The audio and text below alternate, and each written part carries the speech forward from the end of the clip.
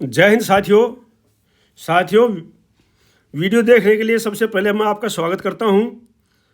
तो साथियों, आज इस वीडियो में जो है मैंने बनाया है इसके लिए कि 8वें पे कमीशन के लिए एनसीजीएसएम और वॉइस ऑफ एक्स सर्विसमैन की जो कुछ मांगे हैं, मुख्य मांगे हैं, वो मांगे साथियों मैं हिंदी और अंग्रेजी में लेटर के साथ रखी हुई है इसमें। क्योंकि कल मैंने जो है इंग्लिश वाला बनाया था, इंग्लिश में समझाया भी था, लेकिन कुछ साथियों का कमेंट्स आए थे कि इंग्लिश में तो ठीक से समझ में नहीं आया है। तो साथियों मैंने उसको हिंदी में भी आज कन्वर्ट करके पूरा रखा हुआ है एक एक चीज़ को, और वो भी आप देख सकते हैं। और उसमें दोनों हैं, ये एनसीजीएसएम के जो शिव गोपाल मिश्रा जी ने जो लेटर दिया है मीटिंग खत्म होने के बाद में, वो भी, और जो वॉइस ऑफ एक्स सर्विसमैन की जो मांगे हैं उनको भी मैंने इसमें रखा हुआ है, और जो डिसेबिलिटी पेंशन की टेबल है वो भी मैंने इसमें रखा हुआ है, और हिंदी और इंग्लिश दोनों में है। आप आराम से समझ सकते हैं। और इसमें जो है मुख्य मांग क्या है कि 50% DA DR है अभी बेसिक में मर्ज किया जाए, अभी जो है तुरंत जो है अगले महीने से मर्ज किया जाए, ये मांग है मुख्य। दूसरी है सिपाही का जो लेवल है, ये एनसीजीएसएम ने भी अपनी जो रखी हुई है कि भाई नीचे वाले लेवल है 3 जो है उनको जो ऊपर तक बढ़ा दिया जाए, मतलब मर्ज कर दिया जाए। और ये मांग जो है उसने भी रखी हुई है, वॉइस ऑफ एक्स सर्विसमैन ने भी कि भाई सिपाही का लेवल 3 की बजाय 4 कर दिया जाए।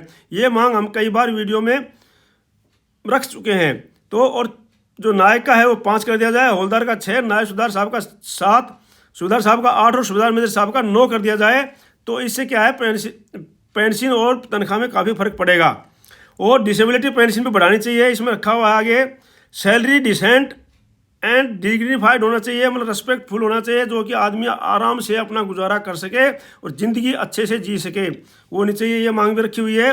कंप्यूटेशन जो है 12 साल में ख़त्म होना चाहिए, 12 साल के बाद कंप्यूटेशन जो है बंद हो जाना चाहिए कटना, और एफएम में 3000 हो, मुख्य मांगे हैं। तो साथियों, अगर आप इस वीडियो में पहली बार हैं तो आप इसको सब्सक्राइब कर लीजिए, ज़्यादा से ज़्यादा इसको शेयर कर दीजिए और लाइक कर दीजिए, ताकि जो है ये वीडियो भी कहीं ना कहीं आगे तक जाते रहते हैं, सुनते रहते हैं, तो हमारी भी मांगों पर विचार हो।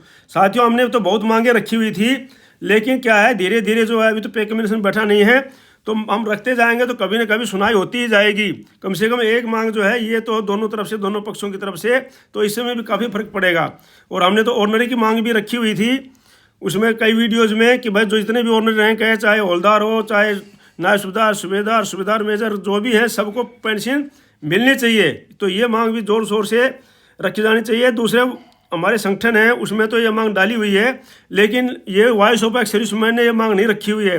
तो मेरा अनुरोध भी वॉइस ऑफ एक्स सर्विसमैन से भी मेरा अनुरोध है, अगर कोई इस वीडियो को देखते हैं तो ये मांग पक्का डालें कि कोई भी ऑनरी रैंक हो, चाहे वो हवलदार हो, चाहे नायक हो, चाहे नायब सूबेदार मेजर, जिसको ऑनरी रैंक मिल गया उसको पेंशन मिलनी चाहिए। तो साथियों, अगर आप इस वीडियो में नए हैं तो सब्सक्राइब कर लीजिए, इसको लाइक कर दीजिए और शेयर कर दीजिए। अभी देखते हैं वीडियो में, आपको हिंदी भाषा में बिल्कुल मैं सुना रहा हूँ। देखो, सबसे पहले क्या बताया है उन्होंने, शिव गोपाल मिश्रा जी ने ये लेटर लिखा है। उसके बाद में जब ये मीटिंग हो चुकी थी, मीटिंग के बाद में उन्होंने ये लेटर लिखा है।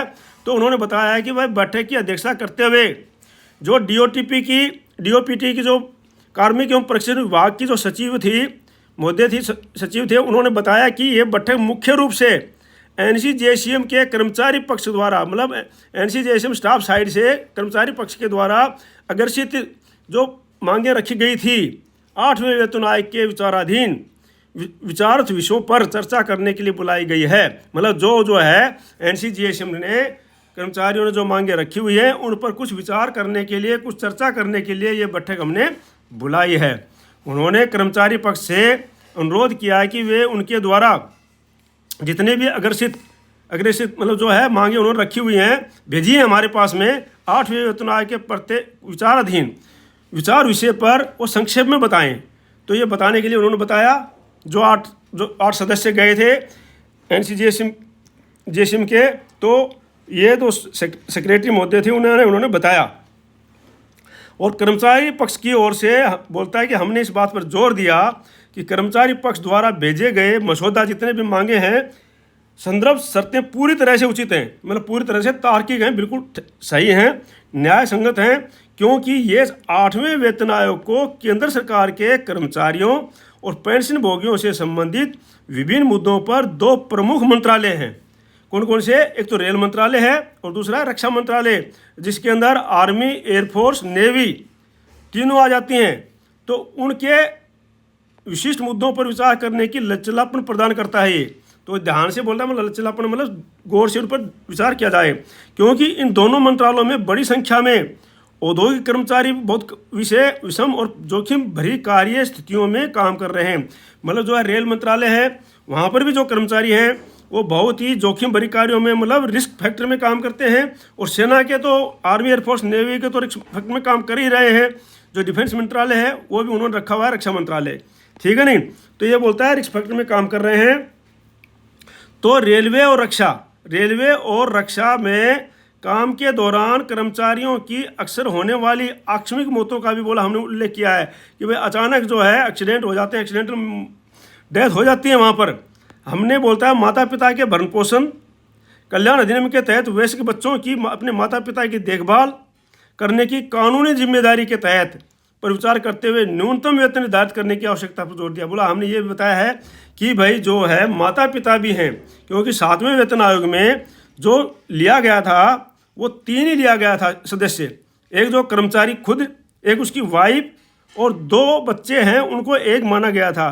तो उन्होंने जो यूनिट 7वें उसमें रही थी वो इकाइयों में सिर्फ 3 मानी गई थी, ठीक है। वरिष्ठ नागरिक अधिनियम 2022, इसलिए परिवार इकाइयों को 3 इकाइयों के बजाय 5 के रूप में माना जाना चाहिए। क्यों भाई? जो उसके पास जो कर्मचारी है उस खुद हो गया, उसकी वाइफ होगी और 2 बच्चों का 1 मान लिया, ठीक है, लेकिन 2 उसके माता पिता भी हैं।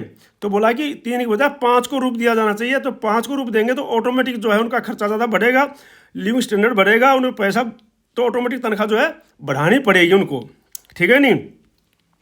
तदनुसार तथा आज के जीवन की आवश्यकता, बोला उस समय के जीवन की जो आवश्यकता थी और आज के जीवन की आवश्यकता में पोषण स्तर का विचार करते हुए, जिसमें कई मुद्दों को जोड़ा जाना चाहिए। भाई उस समय जो था, आज से 10 साल पहले जो था, उस समय लिविंग स्टैंडर्ड बहुत और अभी में बहुत अंतर आ गया है। और आप उससे भी पीछे जाएंगे तो आप लोग को पता है कि वहाँ पर गाड़ियाँ भी नहीं होती थी, साइकिल पे लोग चलते थे, और आजकल हर एक आदमी को गाड़ी, मोटरसाइकिल चाहिए।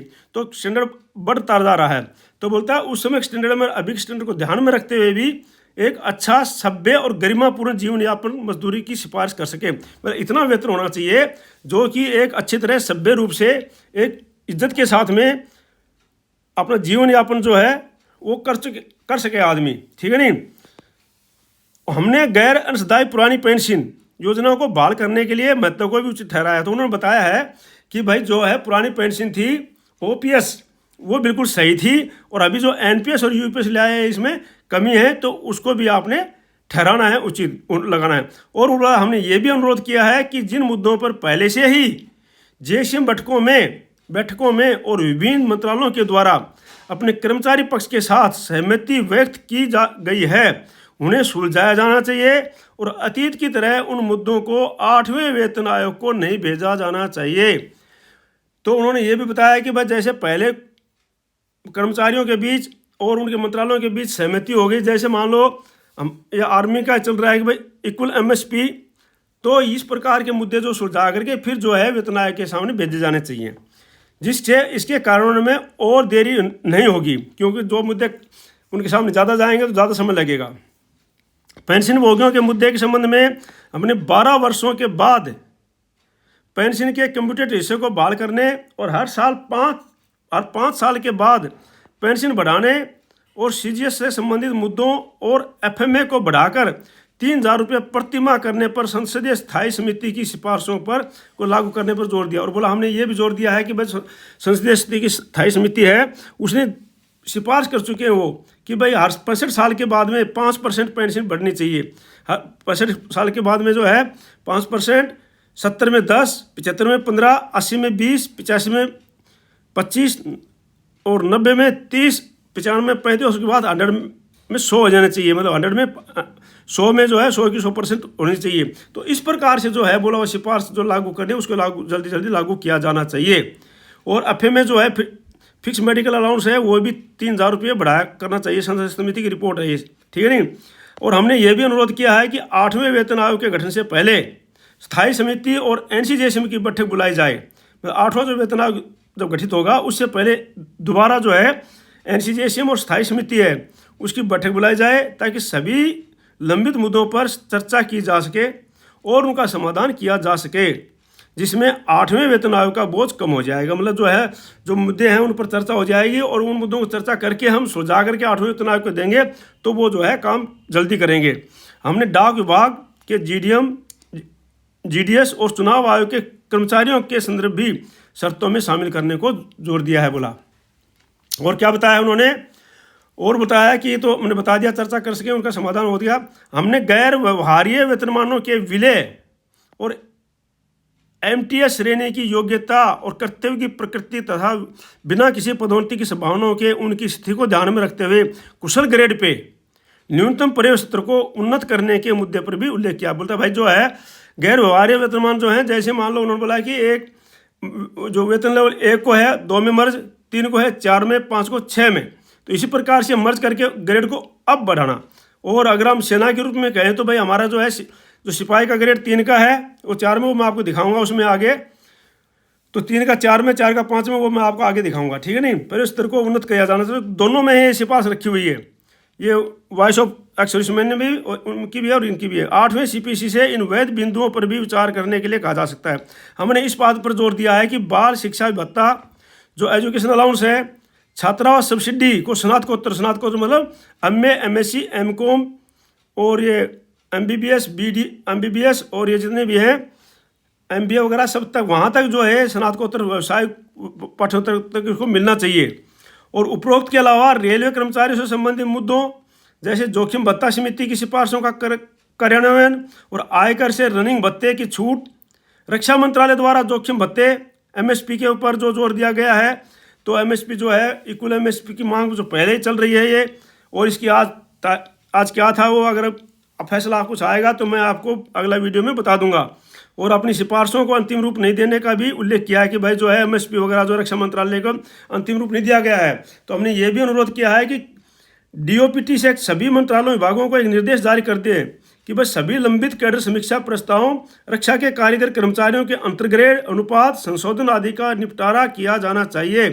भाई उन्होंने बताया कि जो है ये जो निपटारा किया जाना चाहिए, जो संबंधित रक्षा विभाग के जो भी हैं और उनको रक्षा जोखिम भत्ते हैं जो भी है, उनका डीओपीटी मंत्रालय निर्देश जारी किया कि भाई सभी को प्रस्तावों को ग्रेड अनुपात का संशोधन जो है, ग्रेड वगैरह अंतर्ग्रेड जैसे है कि भाई अंतर्ग्रेड अनुपात ये जैसे 2006 से पहले, 2006 के बाद, और दूसरा एक्स ग्रुप में जैसे 2016 से पहले और 2016 के बाद वाले, ये भी संशोधन है, इनको भी निपटारा करके फिर जो है 8 सीपीसी को पास भेजें। इनके पास जो लंबित मतलब 8 सीपीसी की दलील पर लंबित नहीं रखा जाना चाहिए कि भाई 8 सीपीसी में भेजेंगे तब इसको लंबित नहीं रखना चाहिए, इनको क्या है निपटारा करके भेजना चाहिए। तो साथियों ये 2-3 मांगे जो हम वैसे बोलते रहते हैं तो कहीं ना कहीं आवाज़ इनकी सुनाई होती है, और हमने सभी लाभों के लिए 50% डीए, हाँ ये पॉइंट है कि 50% डीए जो है, जैसे अभी 56% डीए हो जाएगा हमारा, कम से कम भी 13% हो चुका है और जनवरी से लागू है, तो ये अभी तो 56 मान लो 50% उसमें मिला दिया जाता है बेसिक में, तो ये जो है हमारी बेसिक जो 50% और बढ़ जाएगी और उसके ऊपर फिर डीए लागू होगा, जो भी होगा 3% 4%। तो इस पर क्या है अभी से पेंशन जो हमारी बढ़ जाएगी, ये दोनों के लिए है, कर्मचारियों के लिए भी और पेंशन भोगियों के लिए भी, DE/DR। तो ये जो मेन पॉइंट है ये अभी लागू हो जाएगा जल्दी लगता है मेरे को। और बोलता है हमारे विचारों पर प्रतिक्रिया देते हुए कार्मिक और प्रशिक्षण विभाग की सचिव ने कहा, हाँ भाई अब विचार जो उन्होंने रखे उसके ऊपर सचिव ने क्या कहा है ये उन्होंने बताया है। तो सचिव ने कहा कि स्टाफ पक्ष के साथ चर्चा के बाद स्टाफ पक्ष द्वारा अग्रसित संदर्भ की शर्तों के संबंध में अधिक स्पष्टता है, बोला काफ़ी सब कुछ क्लियर है, बोला कोई ऐसा इसमें मामला नहीं है जो कि उलझने वाला हो। और उन्होंने आगे कहा कि यह पहली बैठक है और भविष्य में ऐसी बैठकें आयोजित की जाएंगी, आगे भी ऐसी बैठकें बोलता होती रहेंगी। जो डीओपीटी के सेक्रेटरी थी उन्होंने कहा है इस बात, और उन्होंने स्टाफ पक्ष को बैठक में अपने विचार प्रभावी ढंग से रखने के लिए धन्यवाद दिया कि भाई आपने जो अपने विचार बहुत अच्छे ढंग से रखे हैं और इसके लिए आपका बहुत बहुत धन्यवाद। साथियों हम NCJCM के घटक संगठनों और कर्मचारी पक्ष के सदस्यों को एक अलग परिपत्र जारी कर रहे हैं, और उन्होंने बताया कि भाई जो हम जो NCJCM घटक हैं और कर्मचारी पक्ष के जितने भी सदस्य हैं उनको अलग परिपत्र जारी कर रहे हैं ताकि वे प्रत्येक संदर्भ की शर्तों पर औचित्य के साथ अपने विचार भेजें, ताकि यह कार्यालय केंद्र सरकार के कर्मचारियों और पेंशन भोगियों के आम मुद्दों पर ज्ञापन को अंतिम रूप देने में सक्षम हो सके, जिससे वे 8वें CPC को जल्दी से जल्दी प्रस्तुत किया जा सके। तो साथियों ये है, तो देखो अभी इसमें हम लोग भी बोलते रहते हैं कि भाई जो है हमारी देखो 2-3 मांगे तो है इसमें रखी हुई हैं। जैसे एक तो जो है वो अपना है कि भाई जो पे लेवल ऊपर होना चाहिए, वो भी रखा जा चुका है। दूसरा जो ग्रेड पे वाला था 2016 से पहले 2016 के बाद का एक्स ग्रुप का, वो भी इसमें आ गया है कि भाई उसका मुद्दा करें। MSP का मुद्दा भी इसमें आ गया है। अब जो मुद्दा रह गया वो रह गया ऑनरी रैंक का, कि ऑनरी रैंक को भी चाहे वो नायक हो, चाहे हौलदार हो, चाहे नायब सूबेदार हो, जिसको ऑनरी रैंक मिल गया, क्योंकि जब मिलता है उसको जो कि एक बहुत ही सम्मान ढंग से और अपने बिल्कुल समर्पण के साथ में ड्यूटी करता है, उसको मिलता है, तो उनको भी उसकी पेंशन मिलनी चाहिए, ये मुख्य मुद्दा है। तो एक हमारा जो संगठन है उन्होंने तो रखा हुआ है, मैं संगठनों का नाम नहीं लेता हूँ, लेकिन ये वॉइस ऑफ एक्स-सर्विसमैन में ये मुद्दा नहीं डाला हुआ है। तो मैं वॉइस ऑफ एक्स-सर्विसमैन से रिक्वेस्ट करता हूँ कि भाई जो है ये मुद्दा जो है मुख्य मुद्दा होना चाहिए कि सभी ऑर्डिनरी रैंक चाहे कोई भी हो उनको पेंशन मिलनी चाहिए। तो साथियों अपनी आवाज़ कहीं ना कहीं जाती है। यह है इंग्लिश मिलिट्री। कल वाले वीडियो जो मैंने बनाया था उसमें इंग्लिश में एक्सप्लेन मैंने अच्छी तरह से कर दिया था। फिर भी अगर कोई हिंदी वाले इंग्लिश वाले साथी हैं तो इसको पढ़ सकते हैं अच्छी तरह से, ठीक है नहीं, इसको आराम से पढ़ सकते हैं। पूरा लेटर है ये इंग्लिश में जो वहाँ से आया था, उसका हिंदी अनुवाद मैंने आज की वीडियो में बताया है।